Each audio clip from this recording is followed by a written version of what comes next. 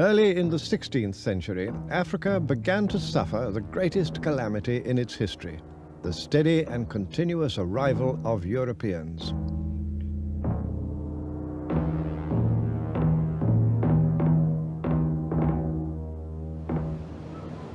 This was one of 43 castles built by 7 European nations along the coast of West Africa. They stand today as monuments to rivalry and greed. For the Europeans had discovered the wealth of the Americas, mining wealth and plantation wealth, and the way to get it by using slave labor. Unwilling to take slaves from Europe and unable to find enough in the New World, they turned to Africa. Horrible in its brutality and violence, the slave trade robbed Africa of millions of men and women, and even children. It spread cruelty and disaster. And yet, it was not only the enormous numbers that mattered. Every year for centuries, the trade removed from Africa tens of thousands of productive workers, of skilled workers, of men and women trained in tropical farming, in valuable crafts, and in many forms of enterprise. Today, the great Atlantic rollers have long lost their menace, and the forebears of these boys were among the lucky ones. But for millions before them, perhaps as many as 15 millions, this was the last they would ever see of their African homeland. Among the ship's captains there were tight packers and loose packers. Their purpose was the same, to enlarge their profits by landing as many slaves as possible alive in the New World.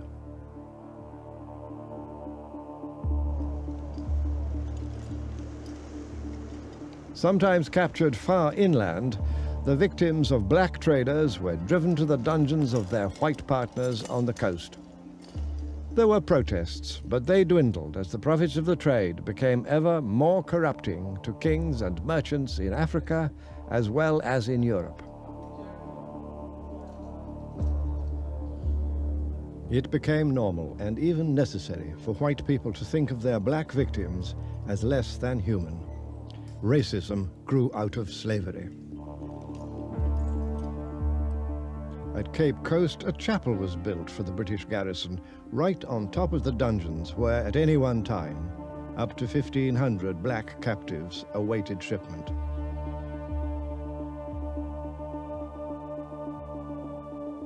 Not even the clergy spoke out against the trade, and some were ready to share in the pickings.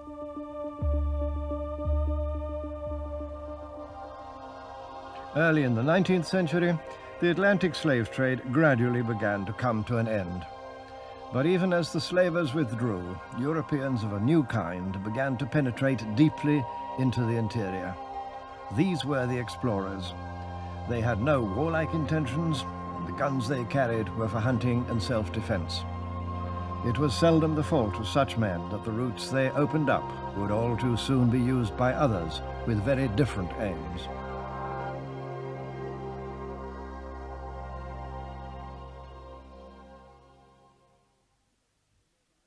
Later generations of explorers would try for the North Pole or the South, or in our own day, the Moon. But for Mungo Park, Livingstone, Burton, and many others, Africa's legendary lakes and rivers were the great challenge. Above all else, they wanted to unlock the geographical mysteries of the continent. The strange thing about those remarkable men is that they really were only interested, with a few exceptions, in finding things, in gold, in ivory, in geographical information, in land to take. Almost never were they really interested in the humanity of Africa. The great exception was David Livingstone. For the inhabitants of Central Africa, surely the best-loved European ever to set foot in their country. A missionary who became an explorer, Livingstone traced the great Zambezi River from its far inland source to the Indian Ocean, hoping that if he could only prove it to be a navigable waterway, the whole of Central Africa could be opened up to the blessings of the gospel. In 1855, he became the first white man to see the Victoria Falls, soon to be accepted as one of the natural wonders of the world.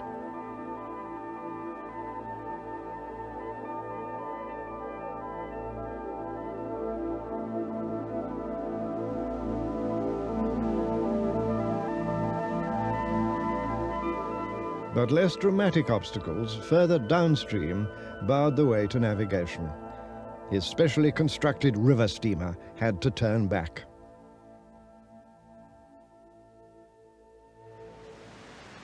Today, Livingstone's statue stands overlooking the falls to which he gave a name. The inscription says that Dr. David Livingstone discovered the falls. That was in 1855. What happened, in fact, was that African friends of his, with whom he was living some days upstream from here, told him about this amazing sight in their country and brought him to see it. And Livingstone, whose generosity of heart never allowed him to forget what he owed to Africans, was careful to record this in his memoirs. But the people who put the statue up long after evidently thought that nothing really exists until a white man has found it.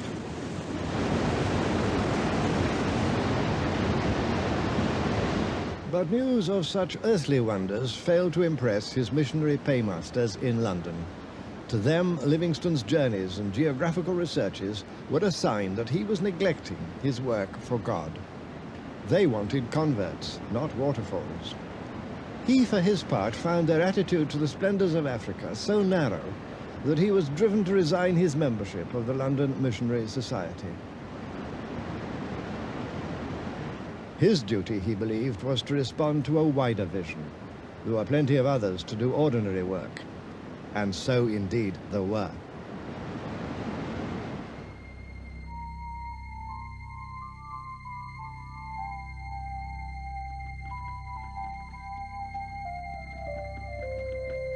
A growing band of dedicated men and women came forward from many nations to carry the gospel into these heathen lands.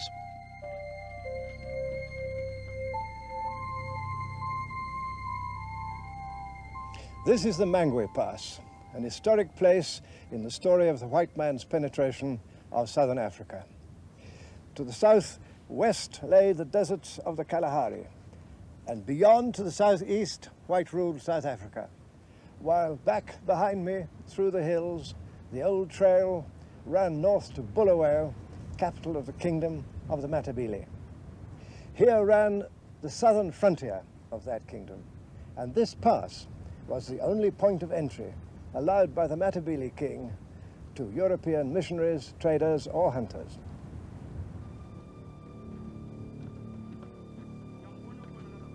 In their attitude to the Africans whom they'd come to convert, most of the missionaries would have been happy to echo the words of Livingstone himself. We come among them as members of a superior race and servants of a government that desires to elevate the more degraded portions of the human family. We are adherents of a benign, holy religion, and may by consistent conduct and wise, patient efforts become the harbingers of peace to a hitherto distracted and downtrodden race. A few thought otherwise. Here are the words of Bishop Tozer of the University's mission. What do we mean when we say that England or France are civilized countries and the greater part of Africa is uncivilized? Surely the mere enjoyment of such things as railways and telegraphs do not necessarily prove their possessors to be in the first rank of civilized nations. Nothing can be so false as to suppose that the outward circumstance of a people is the measure either of its barbarism or its civilization.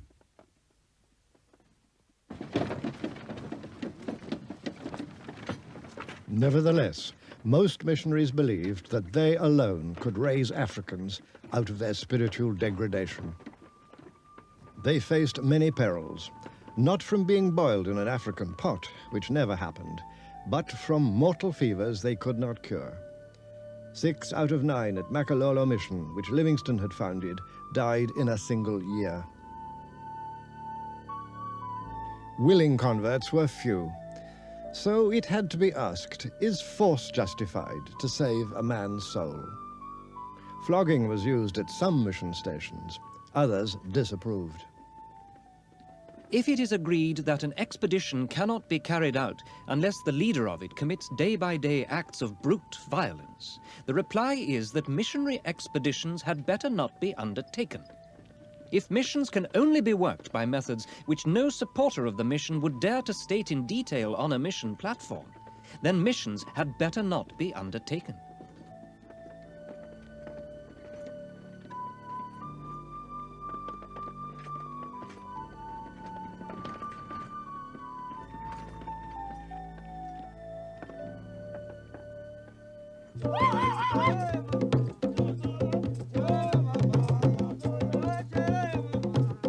But another and unquestioned requirement lay at the core of missionary labours.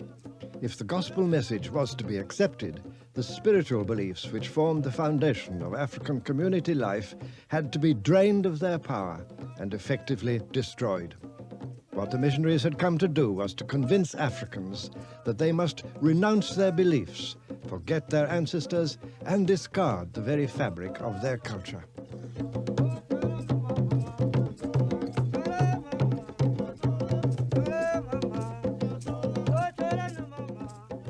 This missionary film, made as recently as the 1960s, makes the point very clearly. As these women, whose lives have been spent in the dark shadow of fear, listen to the radiant young girls, they wonder at their joy and confidence. They remember the offerings they've so often made to the juju themselves, the sacrifices which have been of no use.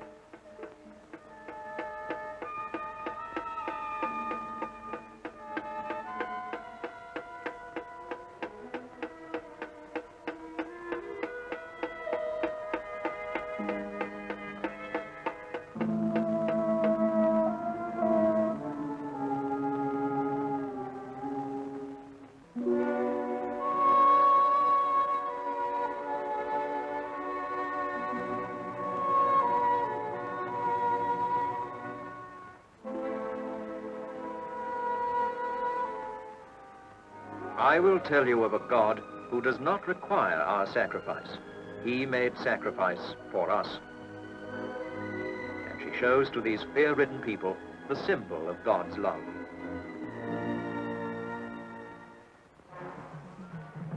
Sometimes the people seek out the missionary later. We have lost our faith in these jujus, they say. We want to destroy them and begin a new life.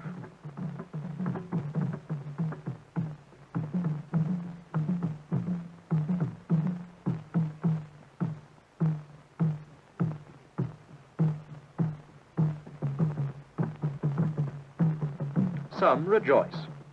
Some wonder what will become of them now.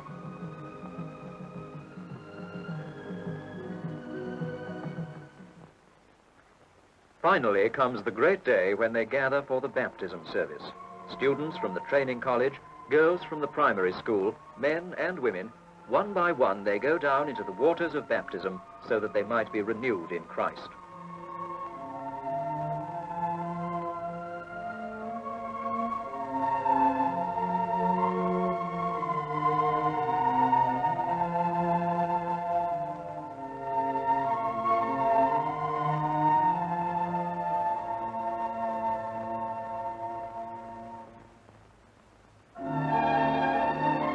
A skeptic might find it hard to see why one form of spiritual renewal should be so superior to another. But to these missionaries, this was the indispensable climax to their endeavors.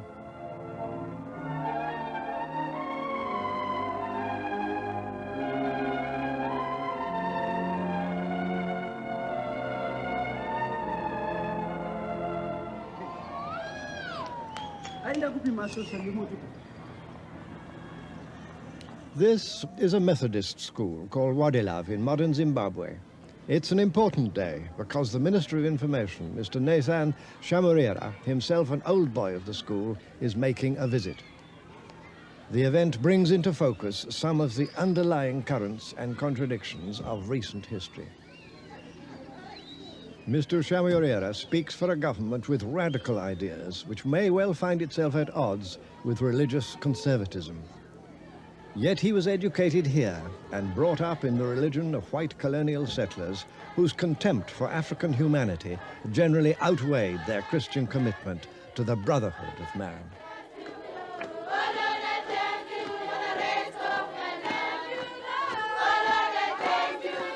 It's one of the ironies of Christianity in Africa that, although it may have preceded colonial occupation, it can't now escape from the fact that it became deeply involved with the system.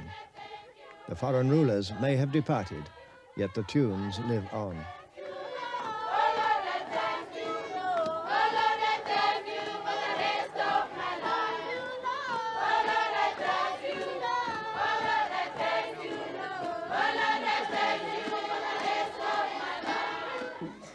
Unechimiro chake chisingatonwe nezvimwe zvinhu chisina mumwe. Nowadays the sermon is no longer in English. This clergyman is speaking Shona, the language of most of the children at Wadilav. And he clearly feels no need to put so much emphasis on sin and guilt.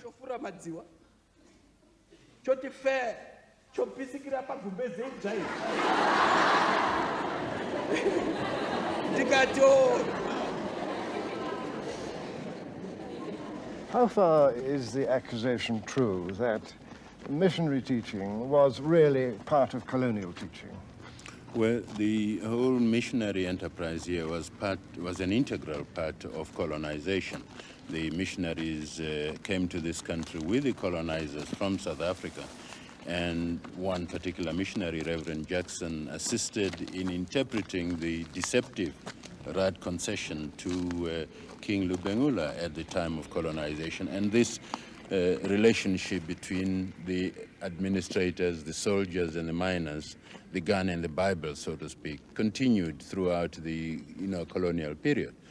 But however, the missionary enterprise did also assist in the sharpening of contradictions within colonial society. On the one hand, the missionaries were preaching the equality of man, and yet they themselves were practicing discrimination in a deeply racially divided colonial society. So they were part of the racist setup. They were part of the racist setup. On the other hand, they were providing education in order to get literate workers to work in the factories and in the mines and farms of the colonizer.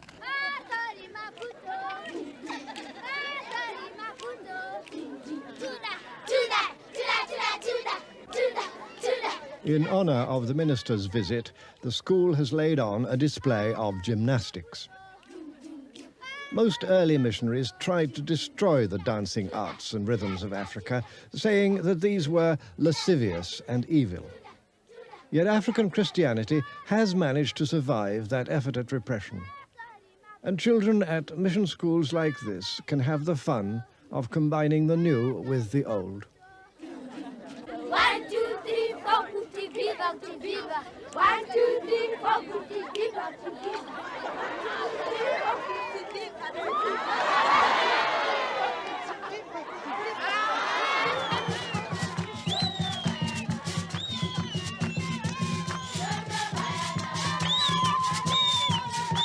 In another part of the school grounds, quite suddenly, old Africa was being revived. Here was a schoolgirl in the midst of a Christian mission reenacting the role of a spirit medium as she goes into her trance.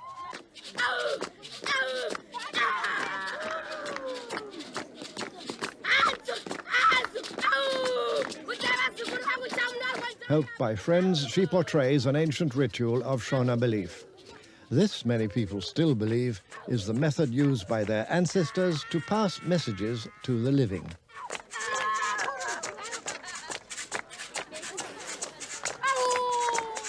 These girls were playing out a drama of their own history, one that many of them will have witnessed in their family backgrounds.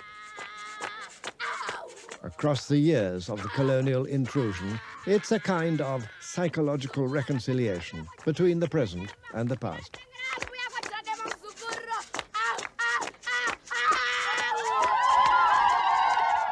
how does one summarize the effect of the missionary effort in terms of Africans coming to terms, coming to grips with the realities of the world? Well, on the one hand, they were, anxious and did, take very drastic steps to destroy the culture of the African people.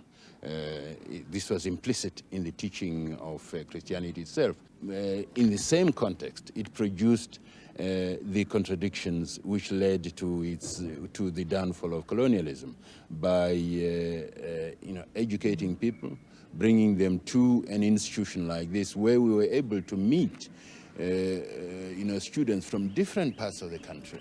And one was given a national perspective at an institution like this.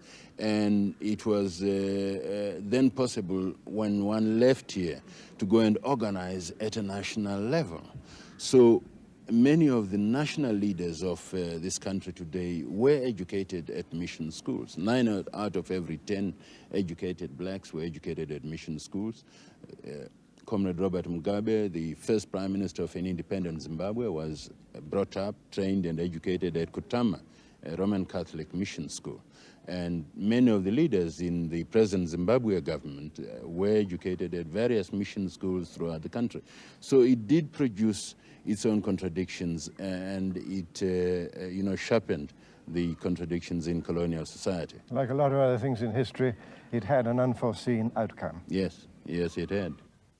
When you get an old boy coming to his school, certainly some of you should feel inspired by the amount of contribution that he has made and what love has produced in him.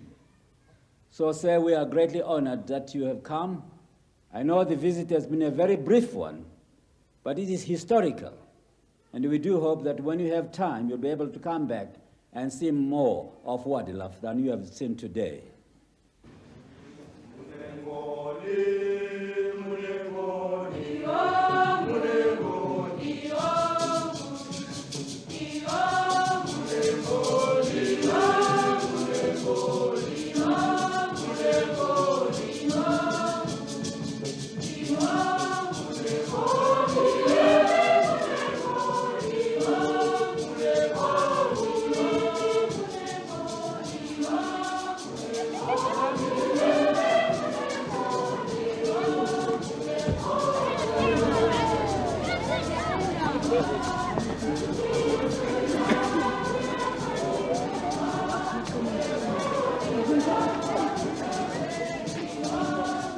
The minister receives a hero's send-off, partly for his role as one of the leaders who fought for Zimbabwe's independence, and partly, no doubt, for being the occasion of an extra day's holiday.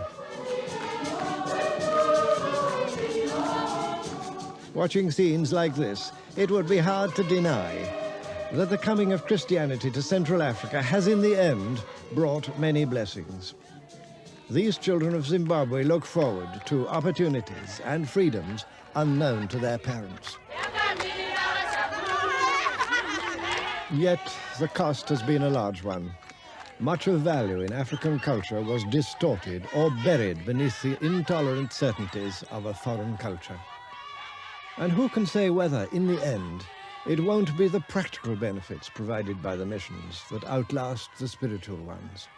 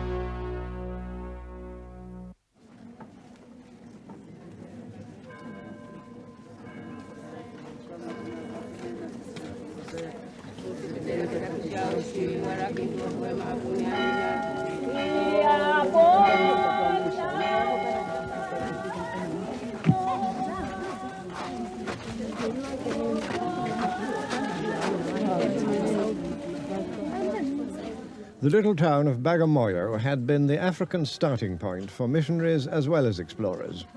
For David Livingstone, it was journey's end. This is the place, ironically, a Catholic mission.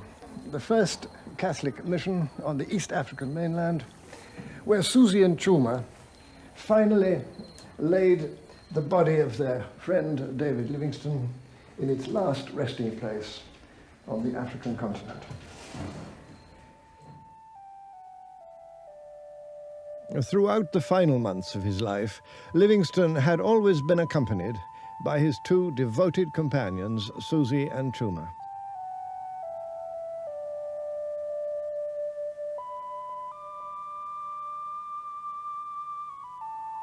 They it was who nursed him through his last illness and undertook that great African journey of 1,500 miles to bring his body down to the coast after he died in 1873. For that most Christian act, they were frowned out of notice and curtly dismissed.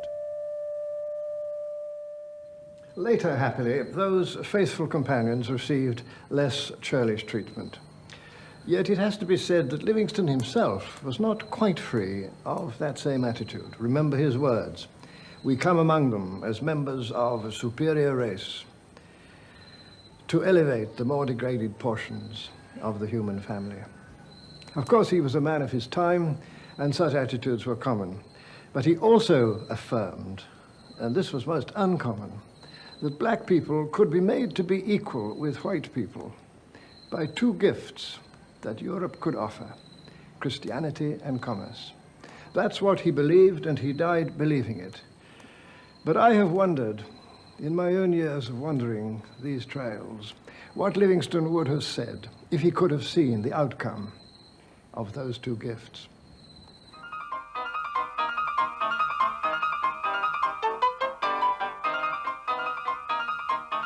In the 1870s, the land around the little town of Kimberley, in what is now South Africa, was found to contain the richest deposits of diamonds in the world. Europeans in search of quick and easy profits rushed into the area. Among them was a young Englishman who'd come to South Africa at the age of 17. His name was Cecil Rhodes.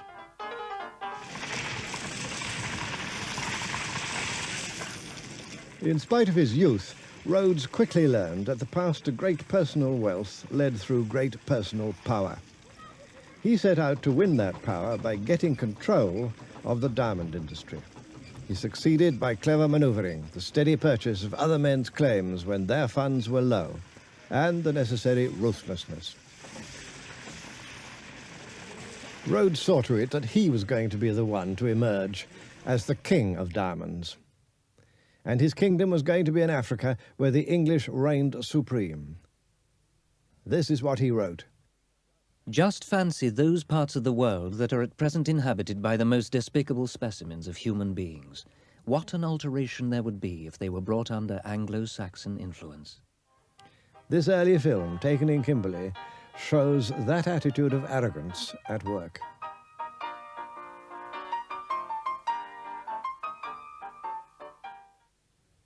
Yet mineral wealth was not the only prize. There was territory to be won. All through the 19th century, British forces pushed out of Cape Colony, overcoming one African people after another, until in 1879 they came up against the most formidable of all, the Zulu.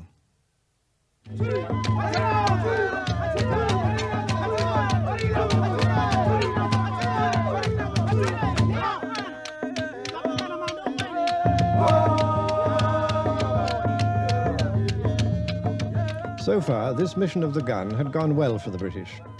But the Zulu had 25,000 warriors ready to take up arms. Their king, Cetshwayo, wanted peace. After all, he'd been crowned with British approval. But the British wanted war.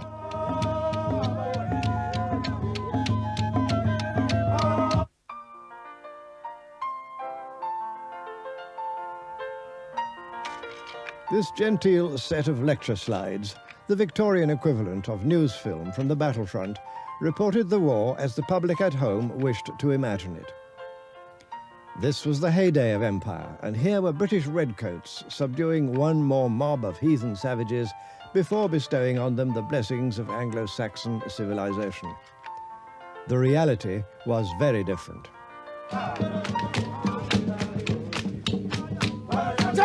At San Juana, Britain suffered one of the worst defeats in her imperial history, and the Zulus had a victory to celebrate. As the troops strove vainly to get the lids off their ammunition boxes, the Zulu impis overwhelmed them. At the end of the day, 800 British soldiers lay dead. Not a single wounded man was spared.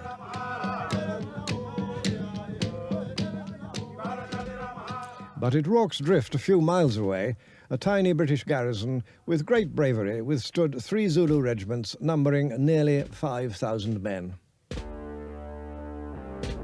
Modern firepower took its devastating toll.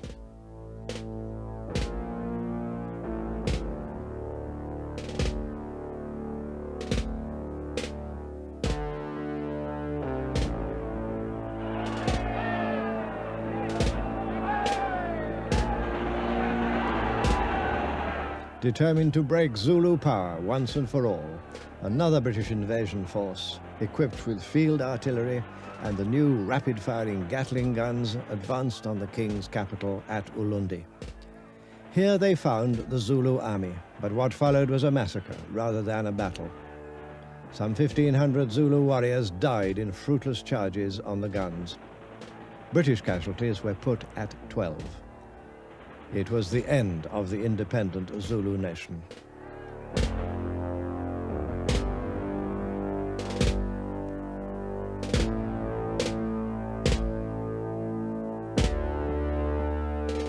A billionaire by this time, Rhodes now unfolded his plan for British rule from Cairo to Cape Town.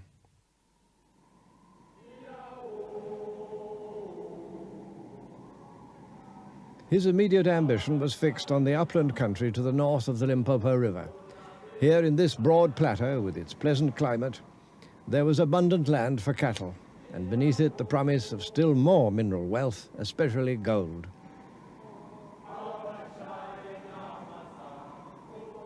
He faced one great obstacle.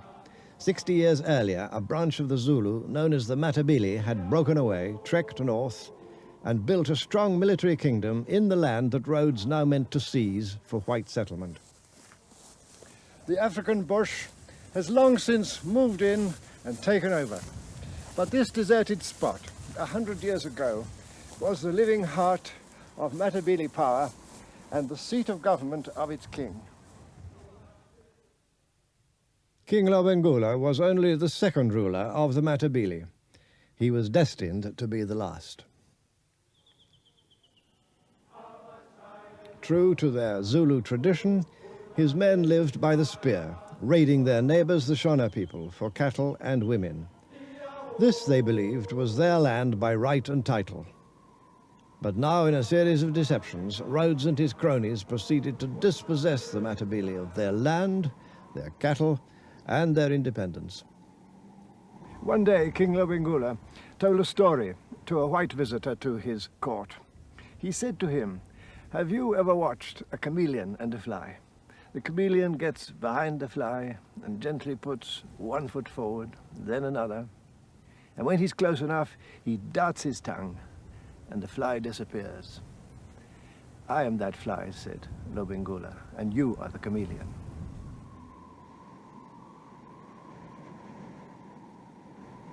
On the outskirts of his royal kraal, Lobengula had allowed a few white missionaries to establish themselves.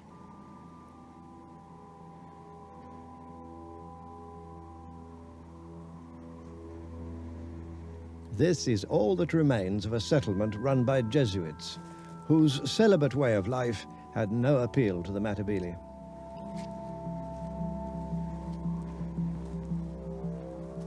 But other missionaries, Protestants of various denominations, because, of course, the many schisms of the Christian faith were also imported with the missionaries, did begin to acquire some influence. but not without misunderstandings, as this old man, now well over 100, remembers. Helemu ndiye mfundisi wakatanga kuya wavaiuya wavafundisi kunzi katina mwateti china mandira chete chibvara maziso taisingazive kuti ane vaiuya chete kuuya zvavo singazive kuti vanobva kupi achibva kumba kwake uko. Not far from the capital, across a small river, was the Anglican mission of Hope Fountain. The early missionaries were caught, almost at once, in an unavoidable dilemma. To whom was their first loyalty? To the Africans, who trusted them and whose guests they were, or to their own kith and kin? The Reverend Charles Helm, who lived in this place, made in the end a crucial choice.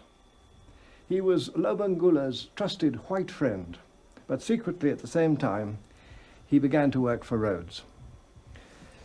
The fact was that these missionaries soon became convinced, and no doubt rightly, and as their records show, that if they were going to convert a sizable number of Matabele, the king's power must be destroyed and Matabele culture and independence undermined.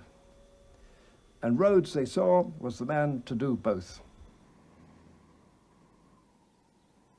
Step by step, Lobengula's power was eroded. He appealed to Queen Victoria. He was advised to sign treaties. Some of those who advised him to sign the treaties had come in peace and trust, but they still deceived him. The Reverend Helm lies buried here.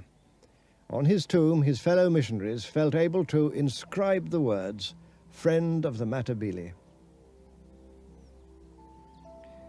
Was he their friend? Or from within the certainties of his own belief, did he connive in their betrayal?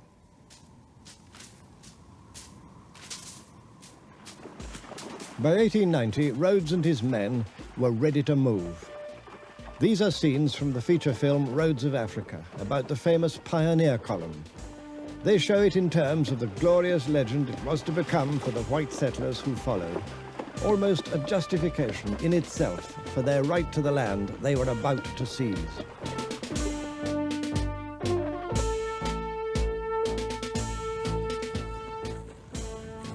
Lobengula had 16,000 warriors eager to attack, but fearing defeat, he held them back.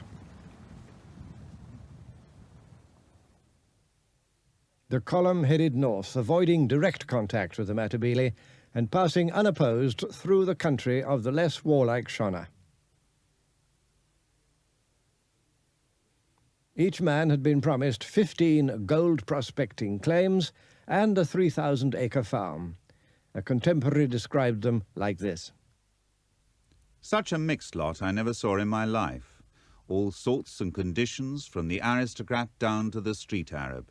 Peers and waifs of humanity mingling together like a hodgepodge.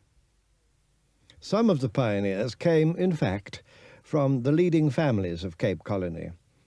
If the expedition met with defeat, Rhodes knew that their influential fathers would press the British government for military assistance.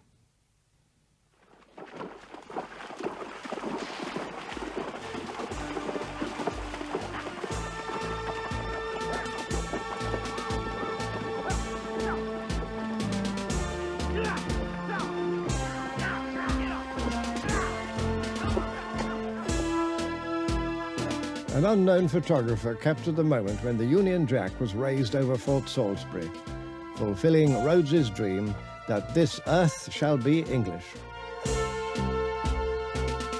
The moment became part of the myth.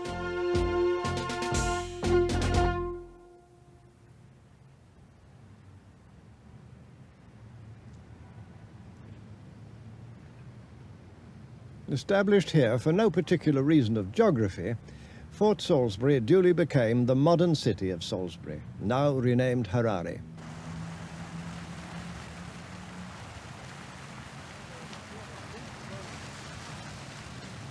Elsewhere on the continent, towns can be unmistakably African in their flavour and their style of life, but not this one. In just on 60 years, they turned it into the very model of a white man's city. And just over there is the flagstaff that commemorates the place where all that began.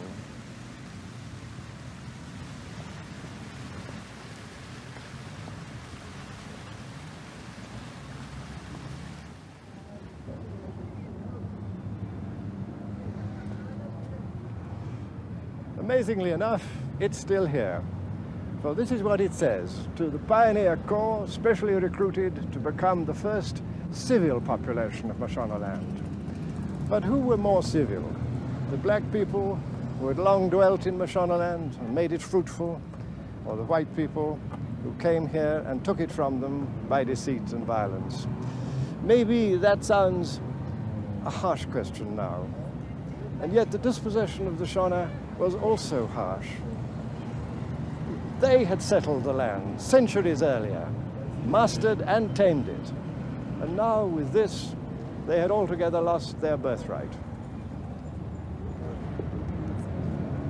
Among those who had travelled up with the pioneers was Rhodes's close friend and instrument, Dr. Starr Jameson. Rhodes now chose him to administer this newly won territory.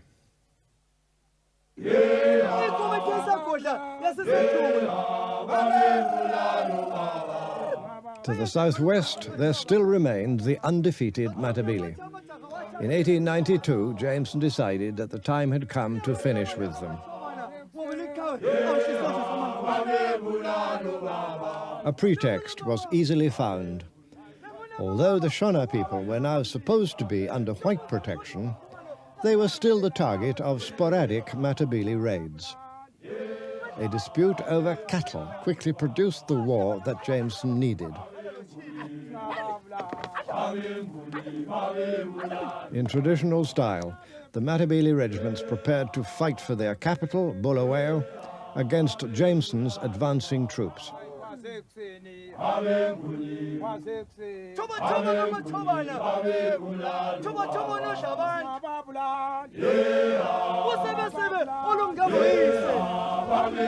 No amount of Matabele courage could matter now. As an English poet wrote in bitter satire, "Whatever happens, we have got the Maxim gun, and they have not."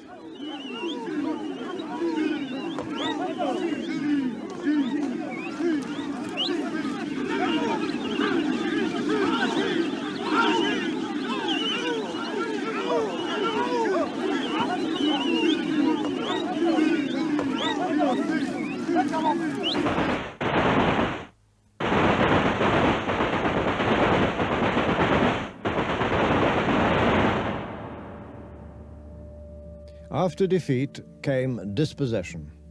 Nearly all of Matabele farming land and most of the 250,000 Matabele cattle were confiscated by Rhodes's British South Africa Company or by individual settlers. The structure of Matabele life was shattered. The London Missionary Society wrote to congratulate Rhodes.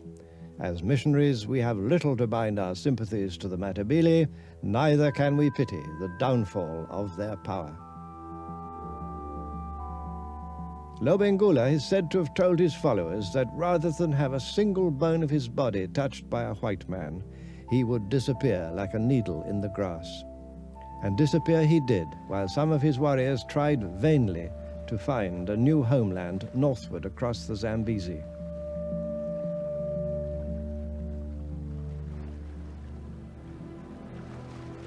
Good evening, ladies and gentlemen. Welcome on board our cruise, Amanzi Athunqayo, Sindebele word meaning the water that rises. My name is Phoebe, and Captain Sylvester is in command this evening. All drinks served on board are included in the toll price.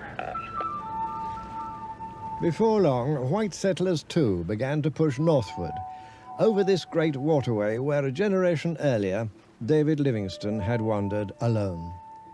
To Rhodes would fall the unique distinction of having not one but two African colonies bearing his name.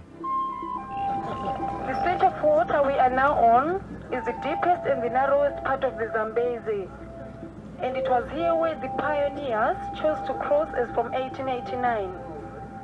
They floated their wagons using that balsa wood and swam their keka. Being so close to the river, a frighteningly large amount of the settlers became ill and often died from malaria and blackwater fever. Livingstone had died exactly 20 years earlier, and now the way was open for Christianity and commerce. Here in these lands where Livingstone had found, as he said, perfect security for life and property, but where, for Africans, there was no longer any such thing.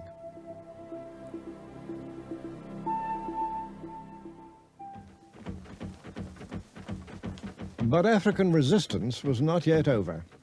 In 1896, just 3 years later, surviving Matabele regiments of about 14,000 men, some now armed with rifles, rose in furious revolt. They swept down on isolated white settlements and slaughtered more than 100 farmers. Caught unprepared, the bulk of the settlers made a defensive laager at their new capital of Bulawayo. Then the Shona people, infuriated by taxation and forced labor on white farms, rose in their turn. Led by the priests of their religion, the spirit mediums Nahanda and Kagubi, they fought a stubborn guerrilla war for many months. It was not until 1897 that both risings were finally overcome.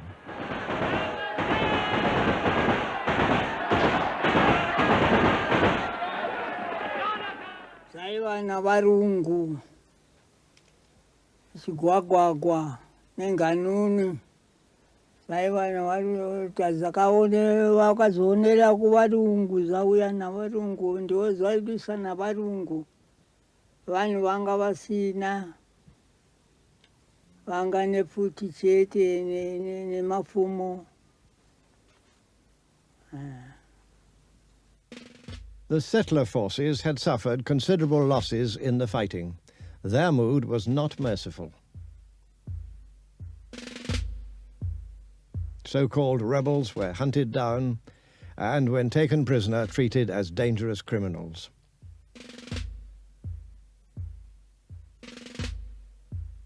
Chained together, they were brought before summary courts and not infrequently hanged from the nearest tree.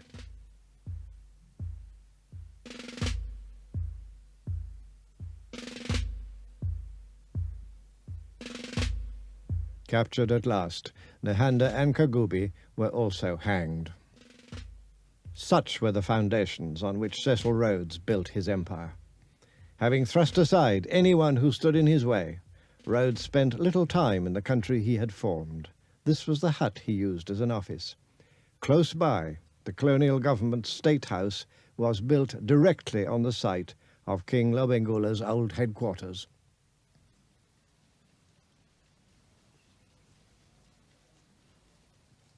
At his death in Cape Town in 1902, Rhodes's body lay in state and was then taken to Bulawayo, where it was carried in procession through the streets. In the Matopo Hills, south of the city, Rhodes had a summer house built, where he liked to sit in the evening and watch the sun go down over that old Africa into whose history he had broken with such explosive force. Here the coffin was placed overnight before being carried up into the hills for burial.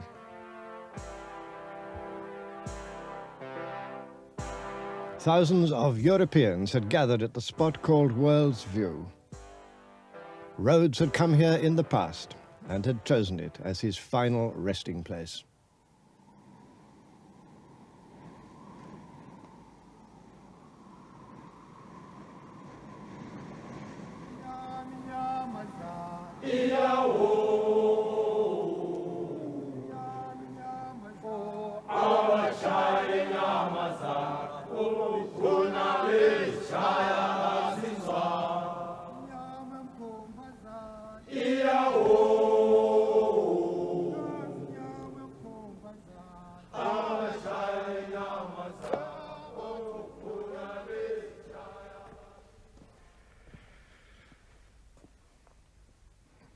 So here he lies, in the heart of the country that he conquered.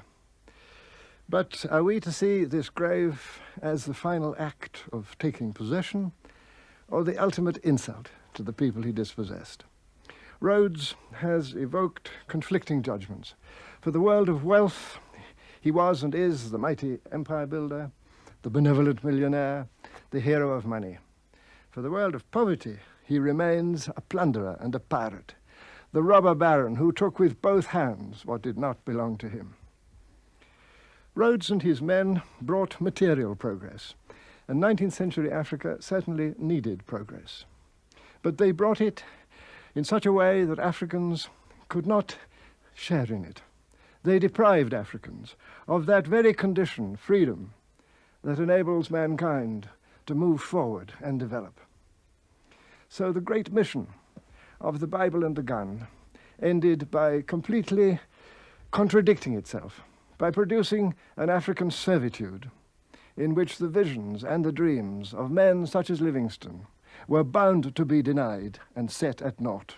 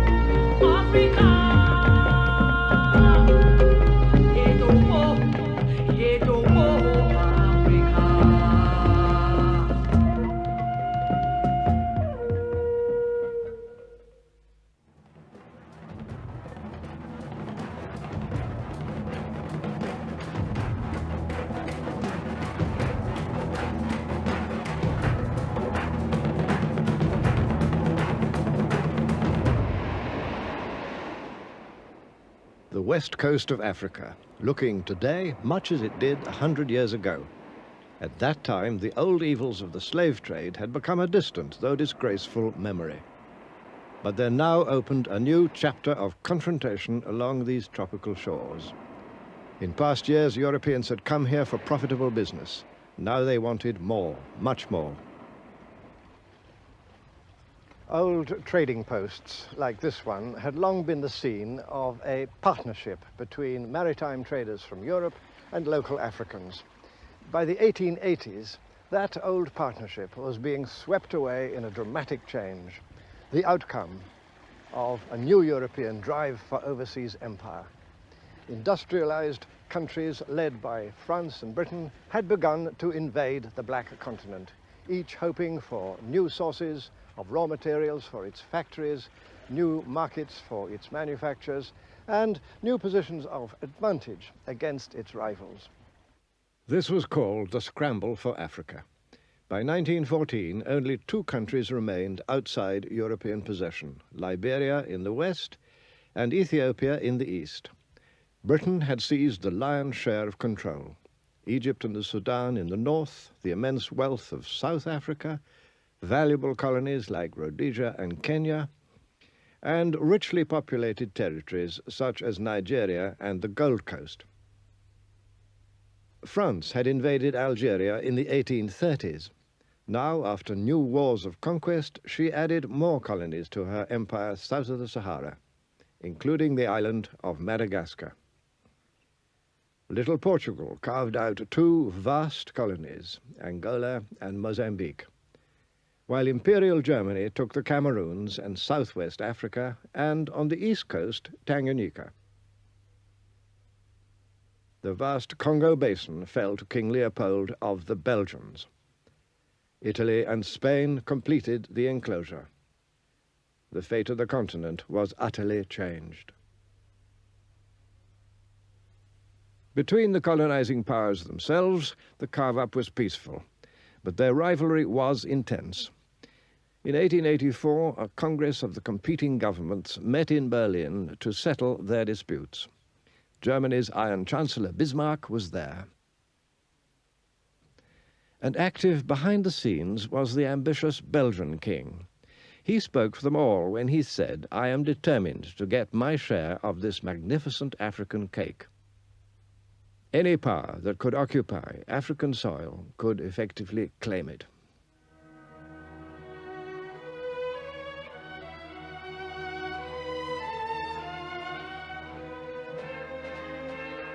Now the task was to stake out frontiers in utterly uncharted land. Said the French Prime Minister, "We have embarked on a gigantic steeplechase into the unknown." The British Prime Minister Lord Salisbury was to say of this period, "We've been engaged in drawing lines on maps where no man's foot has ever trod. We've been giving away mountains and rivers and lakes to each other, only hindered by the small impediment that we never knew exactly where we were."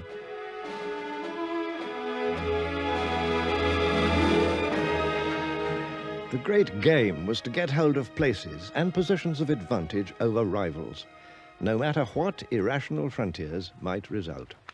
One of the most absurd cases was the magnificent Gambia River.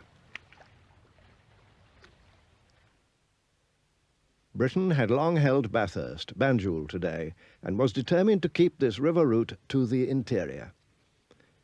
But France, invading from the west coast, enclosed all the territory surrounding the Gambia River in her new colony of Senegal. So the French were naturally eager to obtain the Gambia River. They offered Britain, in exchange, the much larger and richer Ivory Coast.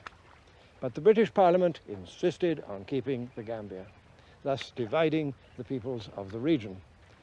And the result was, and is, a country that is 300 miles long, but never more than 30 miles wide.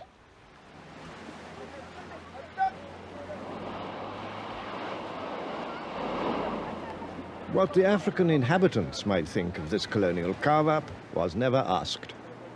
The European idea, in the words of one British governor, was to seize African territory and then, as much as possible, rule the country as if there were no inhabitants. In fact, European contempt for Africans now reached new depths, and no wonder. For how otherwise than by asserting that Africans were helpless children, lazy savages, could Christian Europe justify taking their countries away from them?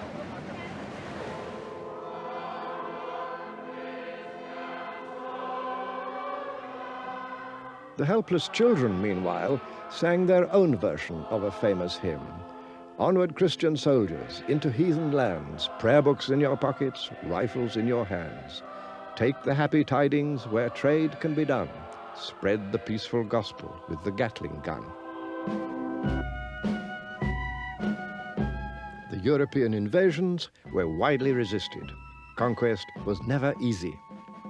And sometimes, as these old drawings and photographs testify, conquest led to a ruthless killing that later generations would prefer to forget.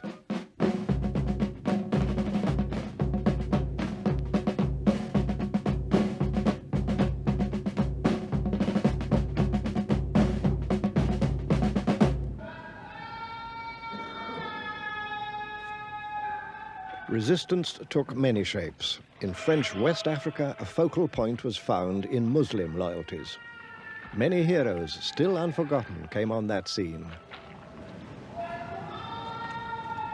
Some, like the Senegalese religious leader Ahmadou Bamba, offered the way of peace, but were still sent into exile. Others, like the fierce warrior leader Samori, fought off French attack after attack and was crushed and exiled only after years of war. Death took many, strong or weak. With the skulls of earlier wars displayed in their capital, Kumasi, the powerful Ashanti nation ruled over most of modern Ghana. Led by their kings, who had the title of Asantehene, they'd long defended their country against Britain, but now they desperately wanted a peaceful settlement. In 1895, fearing a disastrous war with Britain, King Prempeh made a strong bid for peace from his palace here at Kumasi. He offered the British the right to establish in Ashanti a chartered company with all the concessions, the privilege that such a company could possibly desire. But it wasn't enough, for the British now wanted territorial possession as well as privilege. The Ashanti nation had already fought long, hard battles against the British. But this time, in 1896, they decided to surrender.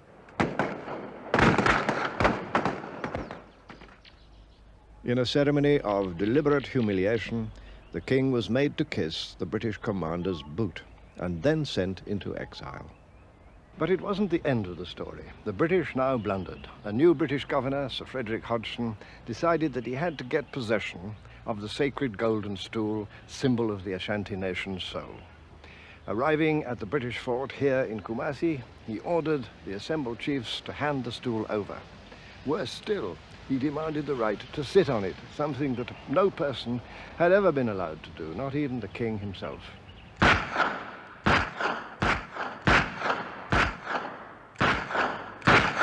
To Hodgson's final insult, the Ashanti replied with war. This little fort at Kumasi is what the British had built, just in case, and now they sorely needed it. The few dozen British inmates of the fort were besieged for months and had to eat rats to stay alive.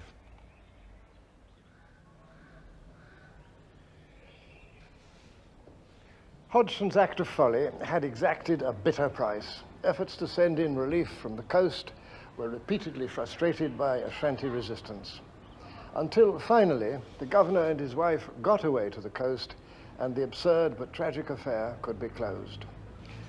This ended war between Britain and Ashanti, and a year later, in 1901, the British quietly annexed the country, which became part of the colony of the Gold Coast.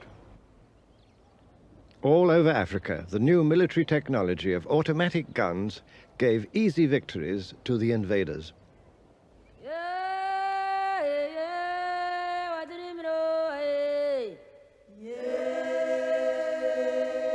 Countless resistors died, many thousands at the single battle of Omdurman in Britain's conquest of the Sudan. Meanwhile, in another part of the Sudan, the French were also scoring victories. For the most part, public opinion rejoiced. For were these not victories over an inferior species, a kind of joke humanity? There were some critics, but not many, and their voice was ignored or silenced. What really mattered was to do down one's European rivals. If you were British, to get the better of the French in West Africa or of the Germans in East Africa. While orphans, like little Uganda, were left on the protective doorstep of Father John Bull. Even before 1900, there came a new source of conflict, settlers from Europe. French in the far north, Dutch and then British in the far south, and some Germans. Other settlers were attracted to the good farming land of the east, to Tanganyika, northern and southern Rhodesia, and the British territories of Uganda and Kenya. Once again, nobody asked permission, an early French governor had laid down the golden rule. Wherever good water and fertile land are found, he said, settlers must be installed without questioning whose land it may be. The settlers, not surprisingly, agreed. The next step in East Africa was to build a railway from the coast to the interior. The line was completed in 1901, and millions of acres of good farming land in Kenya were opened to white ownership and settlement for the buying price of next to nothing. These white strangers, oddly enough, were at first welcomed by the African inhabitants.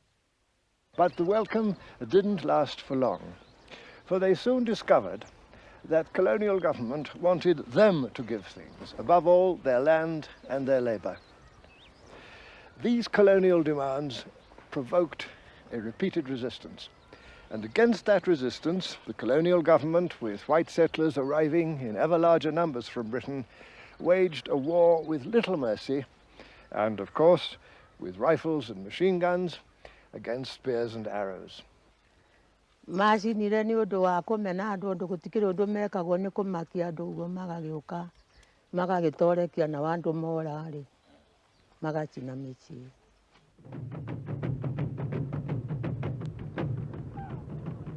This beating down of a sometimes violent and desperate African protest was called pacification, or less politely, hammering.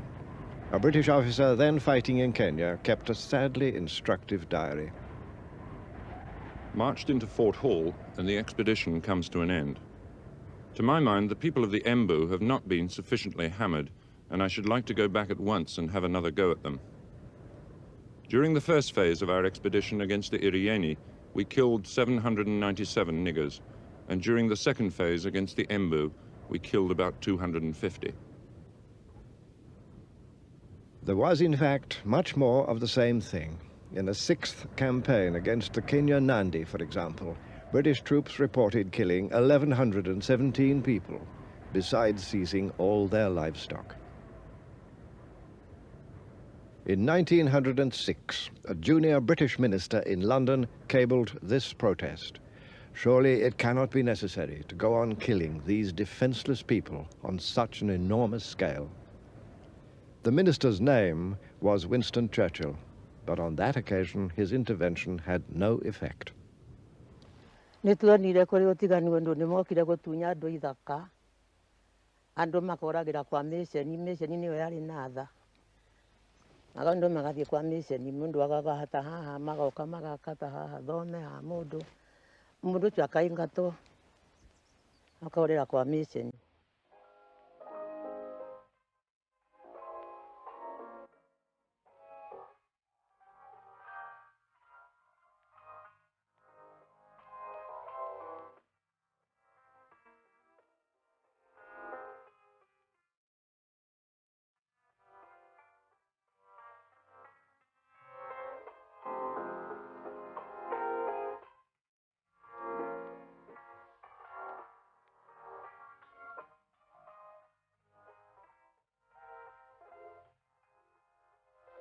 Mageka gĩthaka makairiga rĩu kwarũmata na kũu makairiga kĩu gĩgatuĩka nĩ kĩa mũthũngũ ũmwe arĩa marĩ kuo makaingatwo makorĩra kwa mĩceni.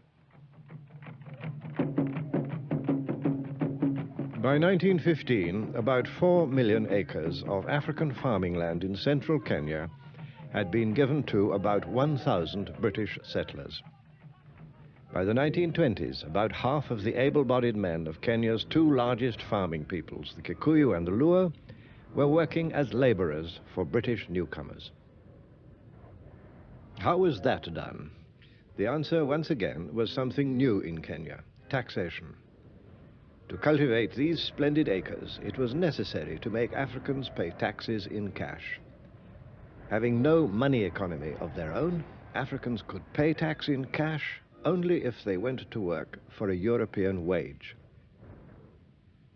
An old Maasai recalls those early days. Sasa wazungu walipokaa sasa walianza kutawala. Walipotawala, kitu walitaka kodi.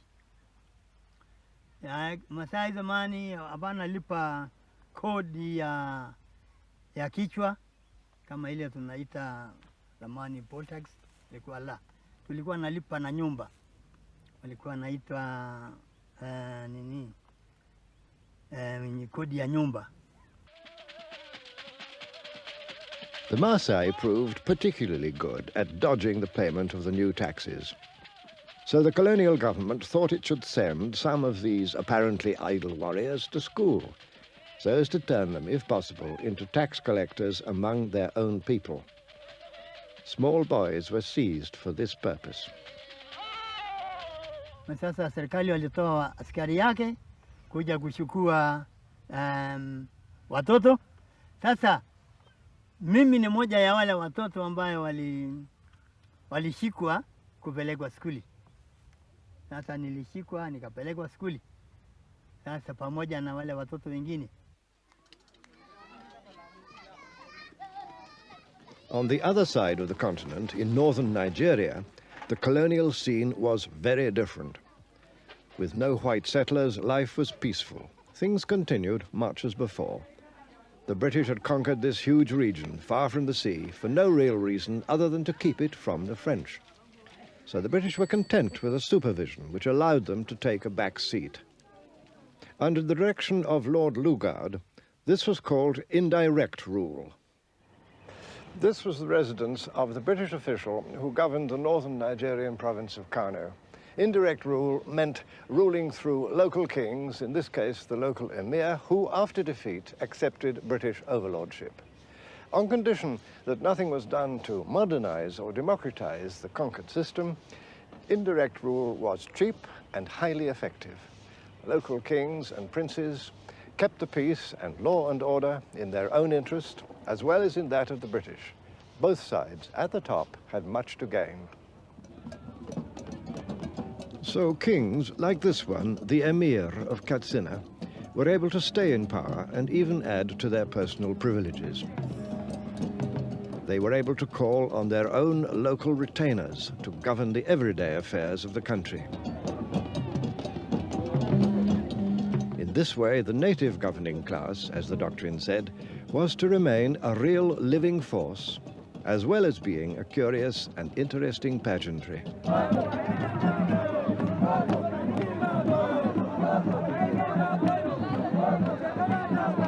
The ceremonies are the same as 1,000 years ago. There were kings in northern Nigeria when Richard Lionheart set out on crusade. Today, he and all the emirs of northern Nigeria play their part as subjects of the King of England. But their subjects still show their loyalty as in the days when Katsina was warring with her neighbors.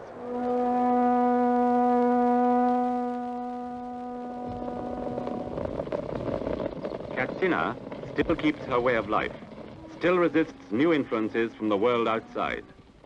In short, no modernization of any kind, and therefore big problems for the future. I talked to Nigerian professor Obaro Ikeme. For the larger part of Nigeria, British rule did not mean anything for many years. In other words, although at the centers of administration, there was a change which could be seen by the people and felt by the people. In the outlying areas, life went on as if the British did not exist. If you take Lugard's own particular area, the north, for example, the seat of the emir and the seats of the district heads may have felt the immediate impact of the British presence. But the villages were ordered and run just as before, with one important difference though, taxation, that the people had to pay tax to a new power.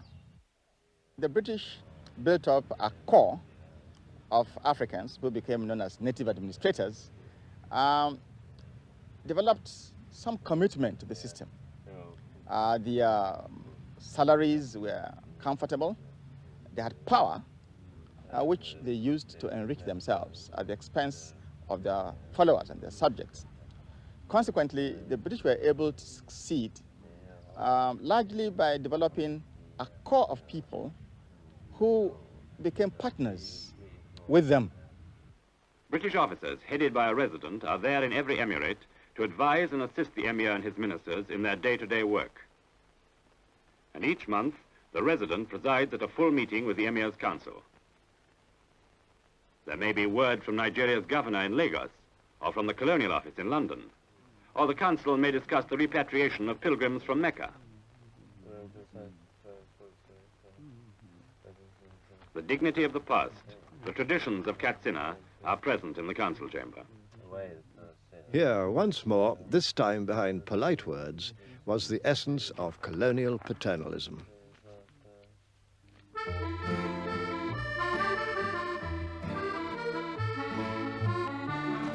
In the French colonies along the coast, the scene was both the same and different.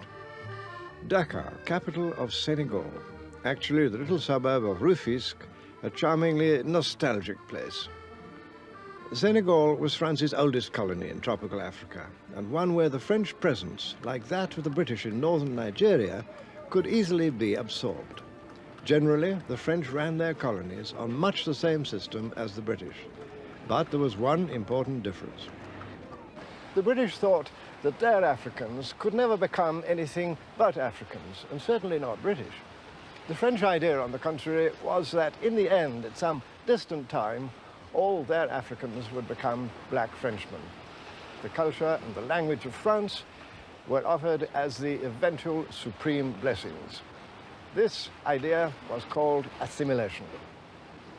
Originally, this was a generous idea, but colonial rule reduced it to little or nothing. Yet in 4 municipalities of coastal Senegal, assimilation did take effect. This picturesque island of Gorée, just off the port of Dakar, was one. Here you could go to school and even become a French citizen. But you belonged to a tiny minority. By 1926, only 48,000 Senegalese had become assimilated out of a total of 1.5 million. The Senegalese historian, Professor Cheikh Anta Diop, explains. C'est en fait certain, dans la pratique, ce n'était pas possible. Et dans la pratique, il y a eu 4 communes. Ici au Sénégal et partout ailleurs, pratiquement, c'était le système de l'indigénat. Donc, à cause du rapport numérique, la politique d'assimilation n'était pas applicable sur le terrain. One man from Gorée Island who did make it and carved out for himself a brilliant career was Blaise Diagne. Of humble origins, Diagne became the first black man to be elected to the French National Parliament in Paris. He campaigned for black rights and began to win concessions. That was in 1914. During the First World War, an embattled France called for tens of thousands of African troops as Flanders swallowed its victims. Blaise Diagne agreed to be France's recruiting sergeant, and his African reputation vanished in the slaughter.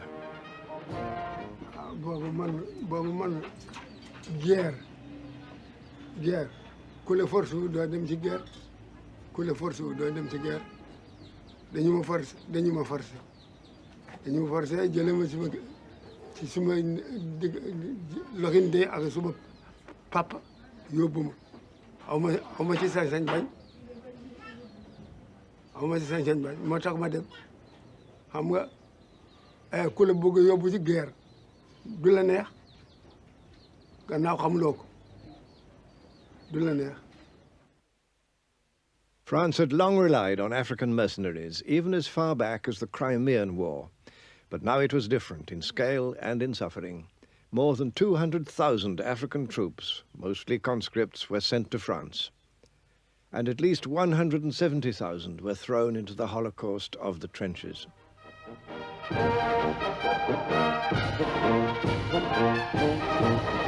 Thousands never came home.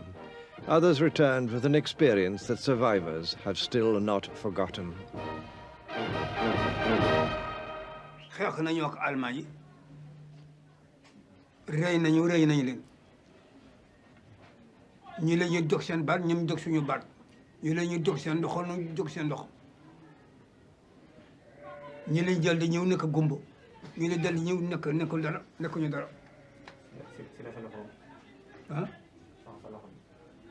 waaw lox ci ba loxo bi ci la bokk ci la dog benn bala ngi di bëgg ne si fii mu ngi ne le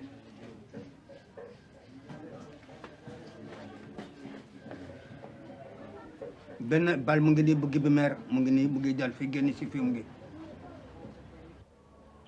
Shoulder to shoulder, white men and black men, equal in the trenches.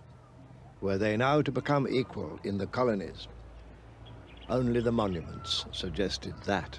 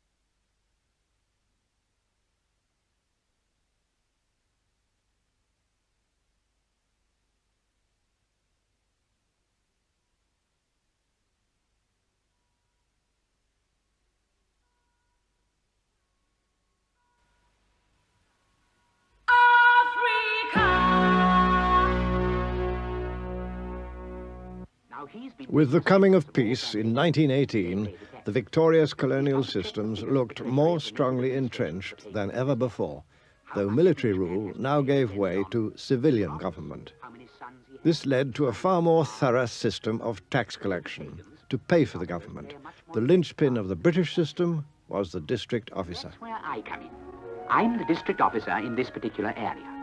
The native authority treasurer sends his figures to me for checking against last year's figures. When it's decided what the tax is to be this year, I go off to tell the chiefs and people what they're to pay and why. That's my wife. I spend so much time doing the rounds that if she didn't come, we wouldn't see much of each other. We take our beds and everything else, as the rest houses where we spend the nights have no furniture. You know, we're very ordinary people, but the pagans still find us a bit of a puzzle with our fuss and bother. That's the local chief. We ask news of the crops and the children.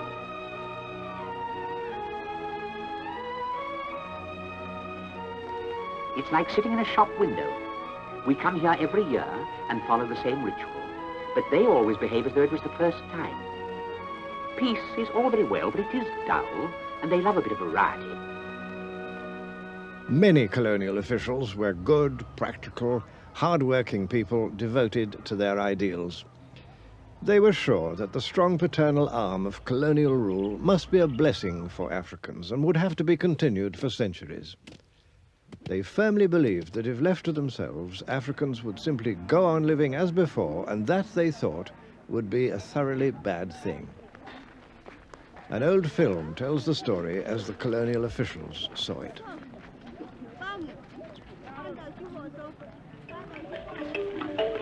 This simple life under the hot African sky was once a life of fear and uncertainty.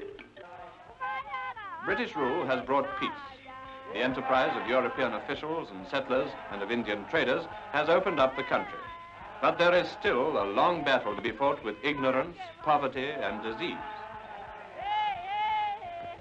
In these lands, where there are so many changes to be made, much can be achieved by money and the initiative of the white man. In the more favoured colonies, those were the hopes of the 1920s, and in some respects they were fulfilled. There came the founding of the first modern hospitals, veterinary services, and other benefits of Western life. But all the money to pay for these good things had to come from Africans. So there now began a drive for the export of crops to yield cash. The cash crop era got into its stride. Groundnuts, as here in Senegal, were a crop that brought cash to farmers and to colonial purchasing companies.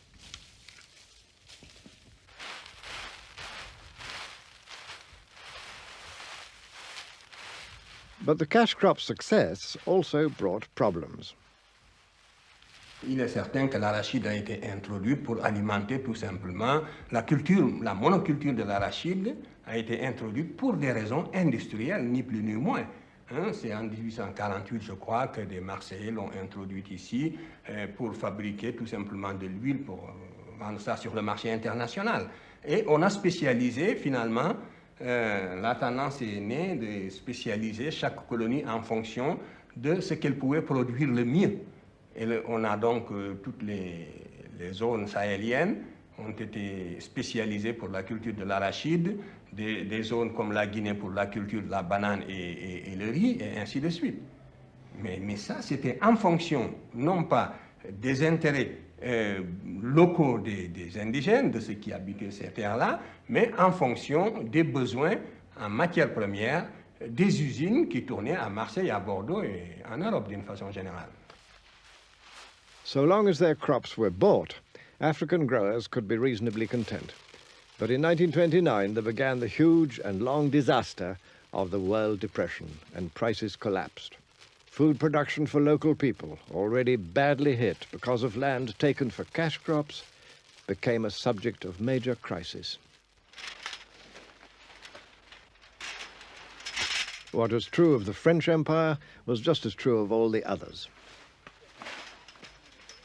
Here in the Gold Coast, the big cash crop was cocoa, providing the bulk of the colony's exports. The crop was grown and harvested entirely by African farmers who had to sell it to British and other foreign buying companies. These companies banded together so as to pay the farmers an artificially low price. The farmers of Ghana, then the Gold Coast, nonetheless worked so well that they became the world's biggest producers of cocoa, and so of chocolate, which Africans didn't eat. But the gains were far from equally shared. The Ghanaian historian, Professor Edo Boahen. There's no doubt at all that the farmers were being cheated. The prices that were being paid for the cocoa bore no relationship to the prices that they had to pay for the imported goods. We had no say in the pricing of our own commodities. We had no say in what we paid for what was imported. This was, in fact, one of the greatest indictments against the colonial economic policies, the fact that so much emphasis was placed on a single cash crop.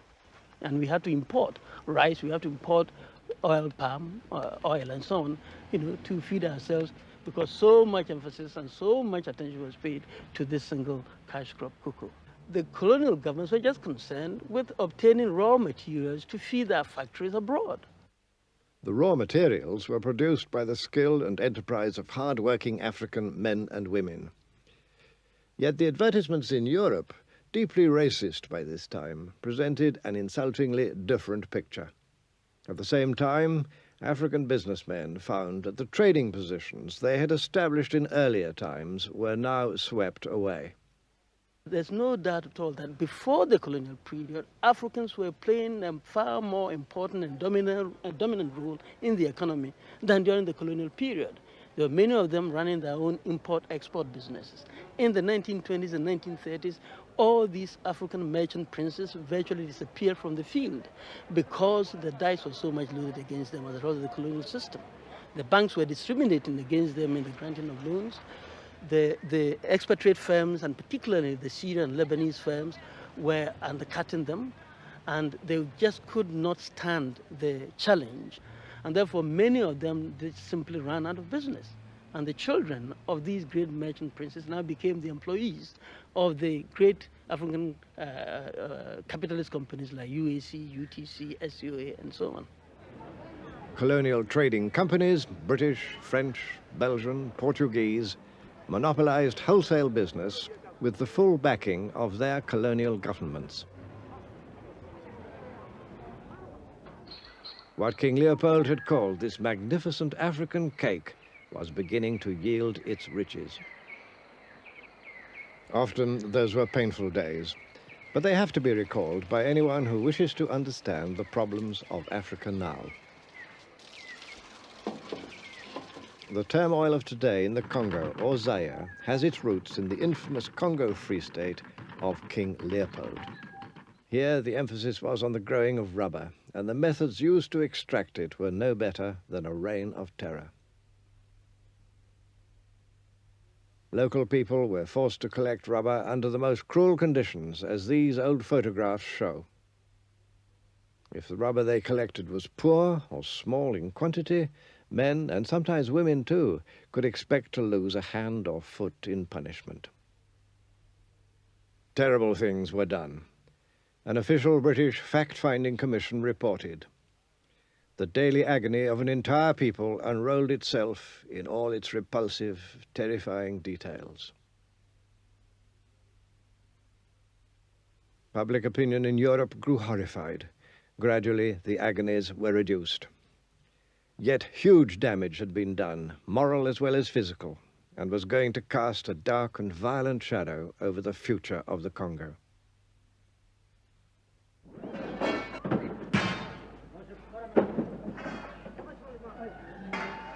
Forced labor by the 1920s was practiced on a wide scale in most of the colonies.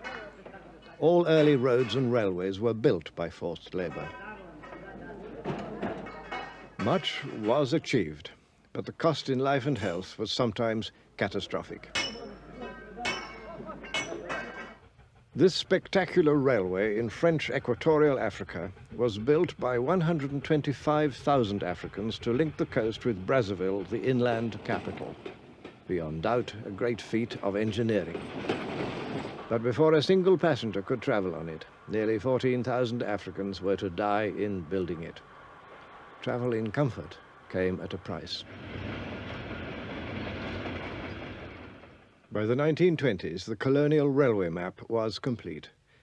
These lines had one central purpose: to ensure the export of minerals and other wealth, most of all from southern Africa. European mining activity for gold, copper, zinc, diamonds transformed southern Africa, thanks again to African labor acquired by the usual procedure of administrative force and taxation. Conditions were hard to bear. Some 30,000 Africans died in southern Rhodesian mines between 1904 and 1933, mostly of disease. And wages at the end of that period were lower than they'd been at the start. This labor system was called Chibaro. Very old men can still remember it.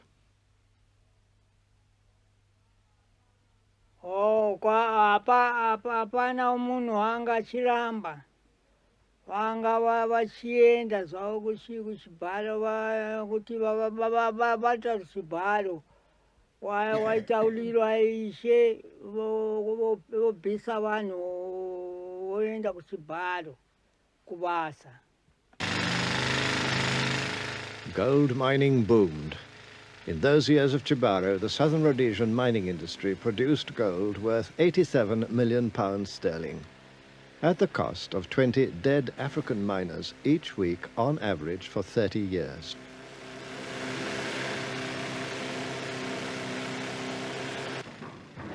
Just as in the bigger mines of South Africa, living conditions for miners were appalling.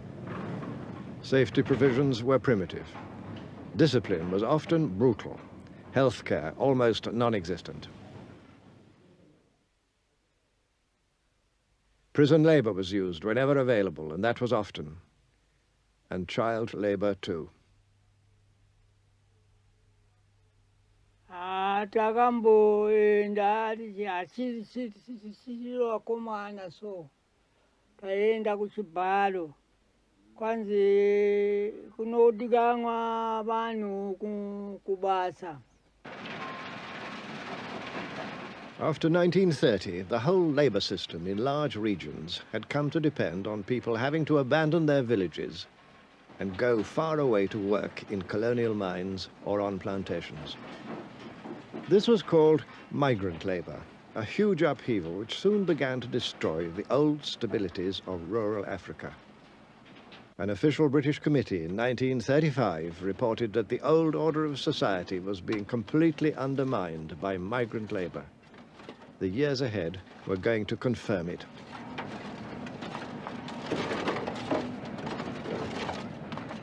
But it was in the Portuguese colonies, especially Angola and Mozambique, that forced labour was at its worst.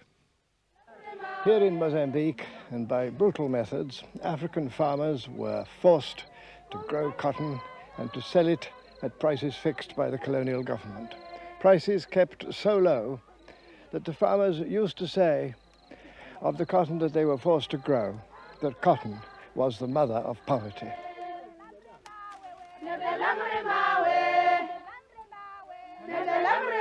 The raw cotton was sent to textile factories in Portugal and returned in the form of shirts for Africans to buy. All the profits were Portuguese. The more the farmers learned to hate cotton, the more they were forced to grow it on pain of severe punishment. Senzaku lisindzisa tiko hinkwaro akuva ri byala thonji atiko hi laha li nga sungula ku xaniseka ha kona a va kapataji a va famba emintini ni masin'wini loko bile dina va khumuka a va landziwa va ya tekiwa va biwa hi tintshilani va ya masin'wini na va nga dlanga Hi xekadori va ta ni khoma se ni ya jele a ku wena wena xekadori wa ku ni byeletela ka vanhu va ha ri mikhwatsi thonji na hi ku ba se ni yala se ni kangatela ni ba xipakani va ba xipakani xa wunharhu ni ku swa ringana se va jele 15 days jele.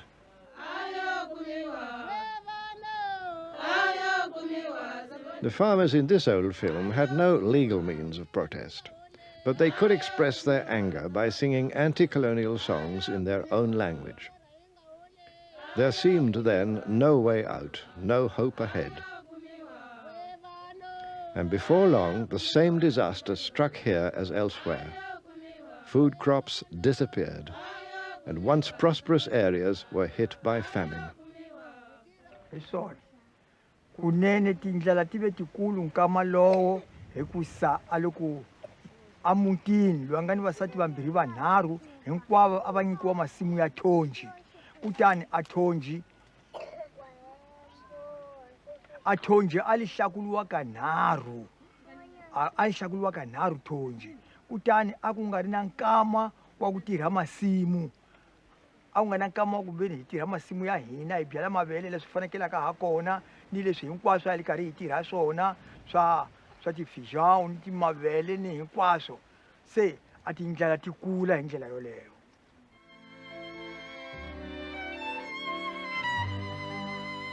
In spite of African suffering, settlers arrived in growing numbers. Some were political exiles from the Portuguese dictatorship. Many were poor people hoping for a better life. Sent out to be farmers, most preferred the easier life of the towns. They opened shops and businesses and aimed at the success which had eluded them at home. This actually suited the official colonial doctrine. The Portuguese dictator Marcelo Caetano laid it down in plain words. The blacks are to be organized and enclosed, he said, in an economy directed by whites.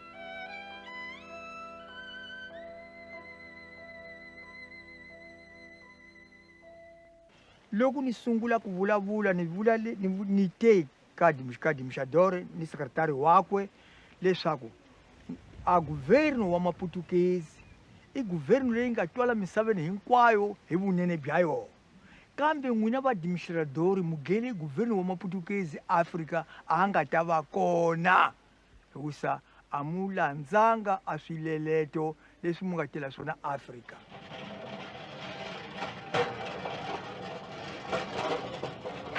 Mass resistance was to develop later. But already even the poorest and least educated Africans could see that colonial rule had much more to take than to give.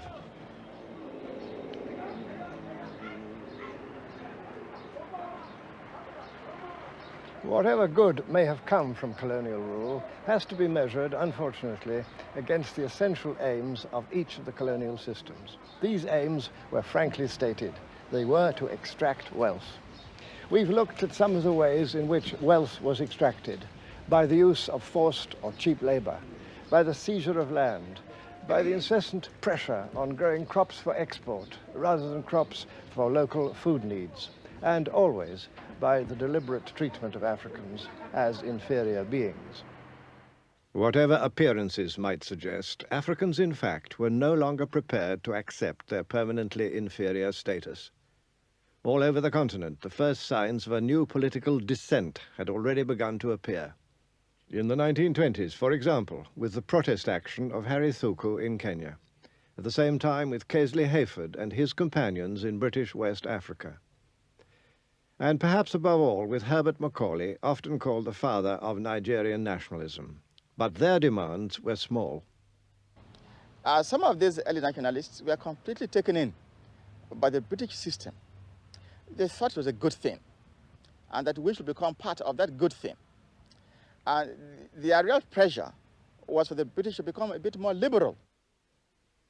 During the 1930s, and notably with the rise to prominence of the fiery but very effective Nigerian nationalist Nnamdi Azikiwe, much stronger and more far-reaching demands began to be made. Men like Azikiwe used the press where this was possible, as it was in British West Africa. They now sought a mass audience. Politics moved out of polite drawing rooms into the clamour of the streets. So the resistance movement took many forms. And it was not confined only to the elite, as some people tend to think. In fact, it was also evident in the rural areas and even among the ordinary farmers and the ordinary workers. One form of mass resistance took shape in a big cocoa hold-up in the Gold Coast when farmers demanded fairer prices. Once again, the press could be used to good effect. But unfortunately, in the 1930s, there was never any coordination between the protests of the rural folk and the farmers and the protests being organized by the elite.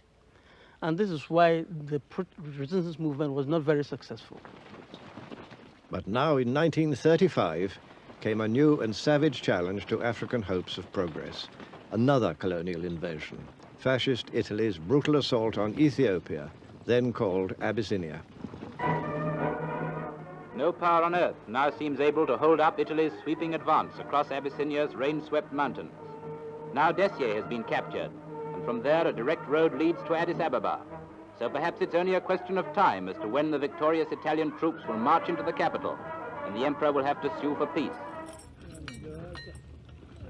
With the colonial powers sounding quite pleased about this invasion, Italy's armies pushed on against a far weaker adversary and bombed and shelled their way to success. But Africans were outraged. For the first time, the blacks all over the world, this are not even Africa alone, but the blacks all over the world felt that they have been attacked. You know, Ethiopia and Liberia were the only two countries in Africa that were able to maintain their sovereign existence during the period of the scramble and the occupation of the continent by the imperial powers. And Ethiopia, therefore, became the symbol of hope, not only for Africa, but for all the black peoples all over. Ethiopia was looked upon as the symbol of the revival and the regaining of the independence and sovereignty of Africa. And therefore, when this invasion took place, it meant the complete snuffing out of this last beam of hope. Italy's troops entered Addis Ababa, capital of a now subjected Ethiopia.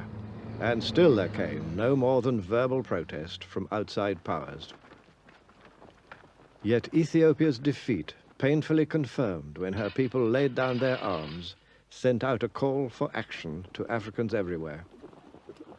Indeed, for some of us, 1935 now is being considered as the more appropriate date for the beginning of the modern nationalist period of African history, rather than 1939 or even 1945, because we believe that but for the outbreak of the Second World War in 1939, probably the struggle for independence would have begun from 1935 as a result of the indignation, as a result of the anger, as a result of the emotions, as a result of the strong feelings of anti-imperialism that were aroused by the Italian invasion of Ethiopia.